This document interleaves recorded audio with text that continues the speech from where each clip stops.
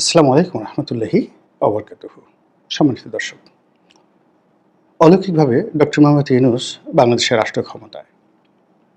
বহু বাধা, বহু বিঘ্ন, তারপর তিনি টিকে আছেন, সেটিও অনেকটা অলৌকিকভাবে। সাধারণত আমাদের দেশে মানুষ ধৈর্য রাখতে পারেন না। গত ১০ মাসে মানুষের ধৈর্যচ্যুতির হাজারো ঘটনা ঘটার পরেও কেন যেন ডক্টর মোহাম্মদ ইউনূস টিকে আছেন। এটি একটি মিরাকল। আমাদের জাতীয় জীবনে ২-৩ মাস আমরা স্থির থাকতে পারি না। আমাদের দেশে অনেক জনপ্রিয় ব্যক্তি রাজনীতিতে এসেছেন, অনেক যোগ্য ব্যক্তি এসেছেন, অনেক জ্ঞানী ব্যক্তি এসেছেন, কিন্তু তারা শেষ পর্যন্ত টিকতে পারেননি। তো ১০ মাস পর্যন্ত ডক্টর মোহাম্মদ ইউনূস ক্ষমতায় শুধু টিকে আছেন না, তিনি একই সঙ্গে ক্ষমতার যে ছড়ি এমনভাবে ঘোরাচ্ছেন যে তার সঙ্গে যারাই লাগতে আসছে তিনি তাদের সবাইকে নাস্তা নাবুদ করে ছাড়ছেন। তিনি গত ১০ মাসে অনেকের সাথে বন্ধুত্ব করেছেন, অনেকের সঙ্গে শত্রুতা করেছেন এবং সবচেয়ে অবাক করার বিষয়টা হলো যে তিনি তার যে লক্ষ্যবস্তু, সেই লক্ষ্যবস্তু থেকে এক সুতো সরেননি। এখন সেটা তার জন্য ভালো হতে পারে, মন্দ হতে পারে, কিন্তু তার এই দৃঢ়তাকে অনেকেই শ্রদ্ধা করছেন, অনেকেই পছন্দ করছেন। তিনি যাদেরকে বন্ধু হিসেবে নিয়েছেন, আপনজন হিসেবে নিয়েছেন সেই প্রথম থেকে, এবং তিনি তাদেরকে ওন করছেন এবং তার জীবনের সঙ্গে তার বন্ধুদের জীবনকে তিনি একেবারে জড়িয়ে ফেলেছেন। আর প্রথম দিন থেকে তিনি যাদেরকে অপছন্দ করেছেন তাদের অনেকের সঙ্গে তার বন্ধুত্ব ছিল, কিন্তু তিনি অপছন্দ করতেন। গত ১০ মাসে এরকম অপছন্দের একজন মানুষকেও তিনি একটু সামান্যতম স্থান দেননি তার আশেপাশে বসার জন্য। অনেককে বরং একটু ডেকে এনে একটু ঢিল দিয়ে তারপরে শেষে আবার ছেড়ে দিয়ে তাদেরকে এমন একটা অবস্থায় ফেলে দিয়েছেন যে এই সমস্ত লোক না পারছে গিলতে, না পারছে খেলতে, না পারছে বলতে, একেবারে রীতিমতো বেইজ্জতি হওয়ার মতো অবস্থা। তার ব্যক্তিগত জীবনে কয়েক ধরনের বন্ধুবান্ধব ছিল। সেই বন্ধুবান্ধব একেবারে সেই তারেক চয়নের মতো একেবারে তরুণ সাংবাদিক, যার বয়স হয়তো ৩০-৩২ বছর। তো সেখান থেকে শুরু করে অধ্যাপক রেহমান সোবহানের মতো বয়স্ক মানুষও তার বন্ধু তালিকায় ছিল। তো এই বন্ধুদের মধ্যে যারা একটু বেশি বোঝেন, কথা বলেন, যারা একটু সাজেশন দেওয়ার চেষ্টা করেন, এই সমস্ত লোককে তিনি আসলে ব্যক্তিগতভাবে পছন্দ করেন না। এবং গত কয়েক মাসে দেখবেন যে তিনি এই তার বন্ধুদের মধ্যে অনেককে তিনি কাছে নিয়েছেন, তারপরে সুন্দরভাবে কাদা মাখিয়ে দিয়ে তাদেরকে গুড বাই জানিয়েছেন। সেই লোকগুলো এখন ডক্টর মোহাম্মদ ইউনূসের বিপক্ষেও বলতে পারেন না, জাতির পক্ষেও বলতে পারেন না, পক্ষেও বলতে পারেন না। তারা সবাই তার যার যার যে ইমেজ ছিল দীর্ঘদিন, সেই ইমেজটি হারিয়ে এখন তারা ইয়া ইনুসু ইয়া ইনুসু করছেন। এই গেল এক। ২ নম্বর হলো যে তার বন্ধুদের মধ্যে যারা তাকে আনকন্ডিশনালি ভালোবেসেছে, আনুগত্য করেছে, যেমন ধরুন তারেক চয়নের কথা বললাম, তারপর বিবিসির আকবরের কথা বললাম সাংবাদিক, গোলাম মর্তজা আছে সাংবাদিক, তারপর মুশফিক ফজল আনসারী আছে, তাদের সবাইকে তিনি সম্মান, পদ, মর্যাদা তিনি দিয়েছেন। আবার উপদেষ্টা মণ্ডলীতে তিনি যাদেরকে স্থান দিয়েছেন তাদের মধ্যে আদিলুর রহমান, আসিফ নজরুল, নূরজাহান বেগম, তাদের সবার সঙ্গে তার একটা দীর্ঘদিনের সম্পর্ক ছিল। এরপরে ক্যাটাগরিলি যাদের সঙ্গে কৌশলগত তাদের সম্পর্ক ছিল, যেমন আলী রিয়া সাহেব, বদিউল আলম মজুমদার সাহেব, তো তাদের সঙ্গে তার একটা কৌশলগত বন্ধুত্ব ছিল। তিনি তাদেরকে সম্মান দিয়েছেন এবং সম্মানের জায়গায় বসিয়েছেন এবং তাদেরকে এখনও রেখে দিয়েছেন।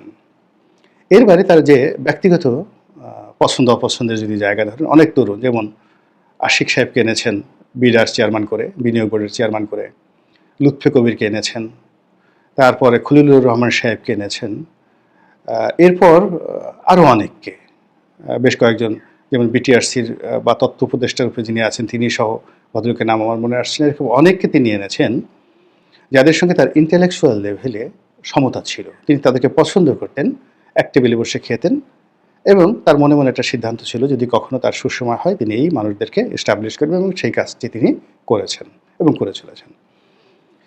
পরবর্তীতে এই জুলাই আগস্ট বিপ্লবের সময় তার সঙ্গে যাদের বন্ধুত্ব হয়েছে, সেখানে নাহিদ ইসলাম বলেন, সার্জিস বলেন, হাসনাত আবদুল্লাহ বলেন, অন্যান্য যারা এই মাহফুজ সাহেব বলেন, কিংবা আসিফ মাহমুদ সজীব ভুঁইয়া বলেন, তাদের সবাইকে তিনি ওন করছেন এবং তাদের বিরুদ্ধে যত অভিযোগই আসুক না কেন তিনি ওইদিকে তার কানটাই দিচ্ছেন না। বড় জোর তাদের এপিএস টেপিএস তাদেরকে একটু শাস্তি দিচ্ছেন, এর বাইরে তিনি তাদের ব্যাপারে কোনো অভিযোগ শোনেনও না, তাদের ব্যাপারে কোনো কথাবার্তা বলেন না, একেবারে নির্লিপ্ত থাকেন। এবং আমাদের এই সমাজে নির্লিপ্ত থাকাটা যে কত বড় একটা গুণ, এটি ডক্টর মোহাম্মদ ইউনূস এই গত 10 মাসে প্রমাণ করেছেন, যে তিনি কেবলমাত্র নির্লিপ্ত থেকে, কথা না বলে, চুপচাপ থেকে এবং মানুষজনকে অ্যাভয়েড করে, তিনি অনেক মানুষকে তিনি অ্যাভয়েড করেছেন, অনেক মানুষের সংসর্গ তিনি পরিত্যাগ করেছেন, এবং সবচেয়ে বেশি পরিত্যাগ করেছেন বাংলাদেশের সাংবাদিকদেরকে, একেবারে পরিত্যাগ করেছেন, যাকে বলা হয় কুল্লু তালাক, কুল্লু তালাক, কুল্লু তালাক। তার যত কথা আছে তিনি বিদেশিদের সঙ্গে বলেন, এবং এই কর্মকাণ্ডের ফলে তার জীবনের 90% ঝামেলা এই রাজনীতি সংক্রান্ত একেবারে মাটিতে পুঁতে গিয়েছে। এরপর তিনি খুব কৌশলে একটি গ্রুপকে কাছে ডেকে নিয়েছেন, অর্থাৎ ছাত্র জনতার পরে কৌশলে তিনি জানেন যে আমাদের দেশ ধর্মপ্রাণ মুসলিম, তো সেক্ষেত্রে যারা তৌহিদি জনতা, যারা ইসলামী রাজনীতি করেন এবং যারা বিভিন্ন সময় ঝামেলা করতে পারেন, তাদের সবাইকে তিনি বন্ধু বানিয়ে নিয়েছেন। সেটা চরমোনাই বলেন, হেফাজত বলেন, কিংবা জামায়াত ইসলামী বলেন, তাদেরকে তিনি বন্ধু বানিয়ে নিয়েছেন এবং তাদেরকে নিয়ে তার স্বপ্ন রয়েছে, তাদেরকে নিয়ে তার পরিকল্পনা রয়েছে। এবং তাদের জন্য যেখানে বিএনপির সালাউদ্দিন সাহেব যদি একান্তে তার সাথে 2 মিনিট কথা বলতে যান, তিনি হয়তো সেটা করতে রাজি হবেন না, কিন্তু জামায়াতের আমির যদি ইয়াদ করেন, ইরাদা প্রকাশ করেন, বা তিনি যদি শুধু তার পবিত্র জবান দিয়ে একটু বলেন যে আমি আমার এই দুপুরের খাবারটি ডক্টর মোহাম্মদ ইউনূস সাহেবের সঙ্গে একত্রে খেতে চাচ্ছি এবং আমার বাসাতে, ডক্টর মোহাম্মদ ইউনূস কোনো রকম প্রোটোকল ছাড়া তিনি সেখানে চলে যাবেন, একেবারে নিশ্চিত।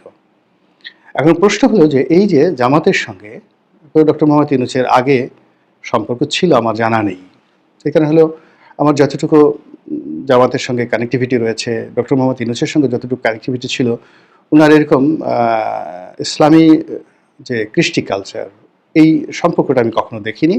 আর জামাতও ডক্টর মোহাম্মদ ইউনূসের প্রতি সহানুভূতি জানিয়েছে, কিন্তু তার সঙ্গে বন্ধুত্ব হবে এরকম কোনো রিজন কখনোই ছিল না। বরং জামাতে যারা লোকজন ছিলেন তারা তো তার বিরুদ্ধে দ্বিধার্ছে, যাকে বলা হয় অকথ্য, অশ্লীল, অশ্রাব্য ভাষায় ওয়াজ করতেন। আপনি কাজী ইব্রাহিম সাহেব, তারেক মনোয়ার সাহেব, তারপরে তাদের আরেকজন লোক ইদানিং নমিনেশন দিয়েছে কুষ্টিয়া বাড়ি, যে রশ্মিকা মান্দানাকে বিশ্বের সেরা সুন্দরী বলেছেন, ভদ্রকের নাম আমার মনে আসছে না এই মুহূর্তে, এবং তার সঙ্গে রশ্মিকা মান্দানা মানে দক্ষিণের নায়িকা, ভারতের হলিউড প্লাস দক্ষিণের সুপারহিট নায়িকা রশ্মিকা মান্দানার যিনি খুব ভক্ত।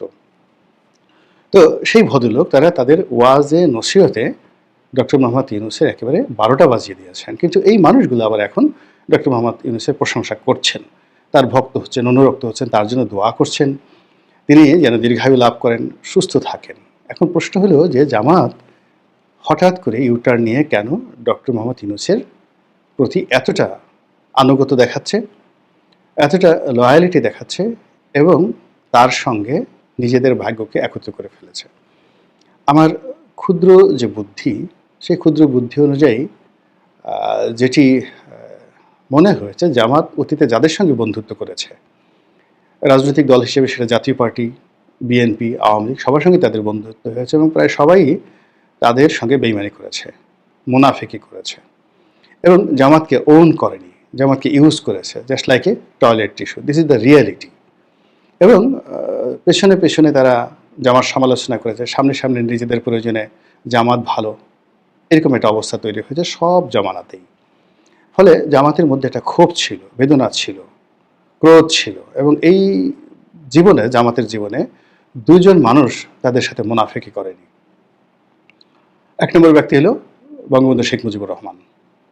জামাতের সঙ্গে মুনাফিকি করেনি, বরং ওইরকম একটা বিরূপ পরিস্থিতিতে আজ ধরুন ডক্টর মোহাম্মদ ইউনূসের জন্য আওয়ামী লীগকে সহযোগিতা করা, আওয়ামী লীগের নেতাদেরকে সহযোগিতা করা যতটা না কঠিন, তার চেয়ে জামাতের লোকদের জন্য সাধারণ ক্ষমা ঘোষণা করা বঙ্গবন্ধুর জন্য তার চেয়ে 1,00,000 গুণ কঠিন ছিল ইন 1972।